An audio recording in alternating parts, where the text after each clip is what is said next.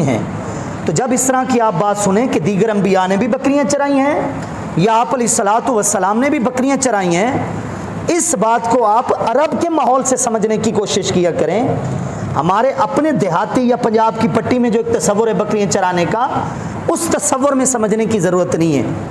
एक इंतहाई अहम बात यह है, बकरियां चराना बज़ाहिर ज़रिया रोज़गार भी है, ज़रिया मुआश भी था, लेकिन साथ साथ एक जो लीडर के अंदर तरबियत पाई जाती है ना, और ज़िम्मेदार आदमी के अंदर जो एक तरबियत का पहलू पाया जाता है, उसका बकरियां चराने के साथ बड़ा गहरा ताल्लुक़ है। आपने महसूस किया होगा कि जब हम किसी बड़े रोड के ऊपर जा रहे होते हैं, दोस्त अहबाब सैर व सियाहत के लिए दीगर इलाकों का रुख करते हैं, महसूस किया होगा कि वहाँ के कबाइल वाले लोग बकरियों के बड़े बड़े रेवड़ जो होते हैं वो सड़कों से गुजर रहे होते हैं, हम देखते हैं। लेकिन उनकी बड़ी सफ़बंदी जो होती है ना, वो बड़ी कमाल की होती है। पूरे का पूरा उन्होंने यूँ समझे रोड खाली रखा हुआ होता है, और सड़क की जो एक समत होती है पैदल चलने वाली, उसके ऊपर वो बकरियां बड़े एक मुनज़्ज़म और नज़्म ज़ब्त से जो है ना वो चल रही होती हैं। और मजाल है कि कोई बकरी अपनी लाइन और अपनी कितार को छोड़कर किसी दूसरी समत में चली भी जाए, एक आध गलती कर भी लेती है, लेकिन ये जो इज्तिमाई तौर पर हम एक माहौल देखते हैं ना, वो बड़ा बेहतरीन माहौल होता है। उसके ऊपर मेहनत किसकी हुई होती है? चरवाहे की हुई होती है। बकरियां चराने वाले ने एक एक बकरी को ये तरीका सिखाया हुआ होता है कि तेरे लिए चरने के क्या आदाब हैं और तेरे लिए सड़क के ऊपर चलने के क्या आदाब हैं। इसलिए ये भी एक सियासत है। सियासत का मतलब निज़ाम को काबू में रखना, और अरबी में कहते हैं सियासतुन्नास अशद्दु मिन सियासत दवाब, कि बकरियों को संभालने से ज़्यादा अहम मामला लोगों को संभालना है। लेकिन ऐसे लोग बड़े तजुर्बाकार होते हैं जिन्होंने बड़े बड़े रेवड़ को संभाल रखा होता है ना, तो वो घर में जो रेवड़ मौजूद होता है ना उसको भी संभाल लेते हैं। बात समझ रहे हैं ना? हाँ, जानवरों का जो रेवड़ होता है ना उसको भी वो संभालने के तो आदी होते हैं, लेकिन जो बच्चों का रेवड़ होता है ना फिर उसको भी वो संभाल लेते हैं।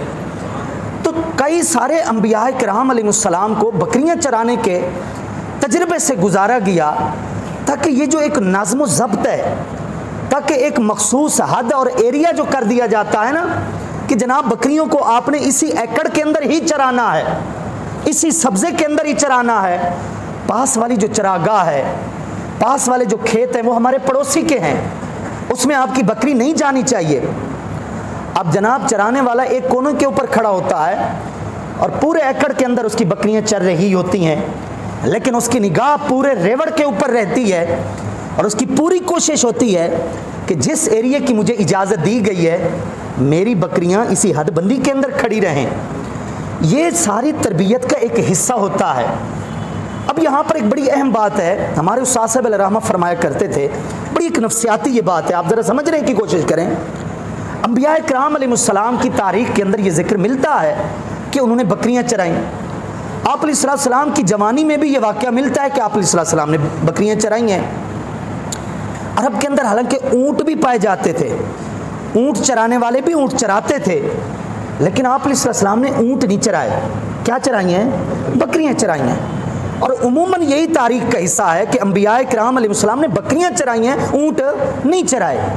इसकी बड़ी एक अहम यूँ समझें साइकोलॉजी जिसको हम बोलते हैं ना जनाब जदीद अल्फाज में, एक इंतहाई नफ्सियाती मसला ज़रा काबिल गौर है, खुसूसन सरपरस्त अफराद के लिए, और उससे भी ज़्यादा खुसूसन मैं कहूँगा हम लोगों के लिए, वारिसान मिंबर व मेहराब के लिए, मुबल्लिगीन के लिए, अच्छा उमरा के लिए, हुक्मरानों के लिए, जिनके हाथ के अंदर तरबियत का निज़ाम होता है, जिनके हाथ में वाज़ो नसीहत और लोगों की इस्लाह और समझाने का निज़ाम होता है, घर में सरपरस्त हैं, मुआशरे के सरपरस्त अफराद हैं। बड़ी काबिल गौर बात यह है कि ऊँट को चराने के लिए हल्की फुल्की छड़ी से काम नहीं लेना पड़ता, अच्छा खासा मोटा सुथरा डंडा हाथ में रखना पड़ता है, ठीक है ना जनाब। और बकरी गलती करती है, अपनी कितार को छोड़ती है या किसी और के खेत में जो है ना मुंह मारती है, उसको छड़ी दिखा देना काफ़ी हो जाता है। ज़्यादा से ज़्यादा क्या होता है, कोई छड़ी हल्की सी उसकी पुश्त पर मार भी दी जाती है,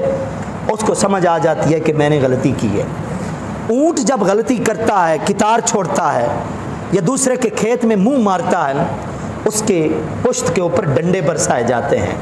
हल्की फुल्की छड़ी का वहाँ पर काम नहीं होता। अंबिया किराम अलैहिस्सलाम ने बकरियाँ चराई हैं, ऊंट नहीं चराए, ताकि अगर वो हाथ में रखें तो हल्की फुल्की छड़ी ही रख लें, डंडा उनको हाथ में न लेना पड़े। अंबिया किराम अलैहिस्सलाम का काम होता है इंसानों की इस्लाह, और इंसानों की इस्लाह डंडों से नहीं की जाती, हल्की फुल्की रोब वाली जो कैफियत होती है। आप अलैहिस्सलातु वस्सलाम ने अपने सहाबा को फरमाया था कि ला तरफ़ा अन्हुमा साका, अपने बच्चों की तरबियत के लिए ये बात याद रखना कि तेरी लाठी इनके ऊपर रहे। ये नहीं फरमाया बरसती रहे, ये नहीं फरमाया बरसती रहे, बस यही फरमाया कि लाठी जो है ना ऊपर रखना, ऊपर से उठाना नहीं है, इसके ऊपर ही रखना। मतलब यह है कि थोड़ा रोब कायम रहे, संजीदगी कायम रहे। आज भी घरों के अंदर माँ बाप की जो संजीदगी होती है ना, उसका बच्चों की तरबियत के ऊपर बड़ा गहरा असर होता है। और जो माँ बाप खुद ही उलझते रहते हैं ना अपने बच्चों के सामने, बच्चे भी आगे वैसे ही तैयार हो रहे होते हैं। उन्होंने बचपन ही से देखा होता है कि उलझा कैसे जाता है, लड़ाइयाँ कैसे की जाती हैं, गालम गलोच से कैसे काम लिया जाता है। ये बकरियाँ चराना ये ज़रिया रोज़गार नहीं होता था अम्बिया के लिए, इसके साथ साथ अंबिया किराम अलैहिस्सलाम की अहम तरबियत का हिस्सा होता था कि इन्होंने यहाँ से तरबियत लेकर आगे लोगों को भी संभालना होता था। आप अलैहिस्सलातु वस्सलाम भी इस तजर्बे से गुज़रे, इस मरहले से गुज़रे, ताकि आप अलैहिस्सलातु वस्सलाम का वो ज़रिया मुआश भी बन जाए बकरियाँ चराना, और साथ साथ 40 साल के बाद जो आपने ऐलान नबूवत फरमाना था, उसके ज़रिए लोगों को संभालने की जो एक मश्क है, नज़्म व ज़ब्त है मुनज़्ज़म तरीके से, वो चीज़ भी आप अलैहिस्सलातु वस्सलाम को पहले से हासिल हो जाए।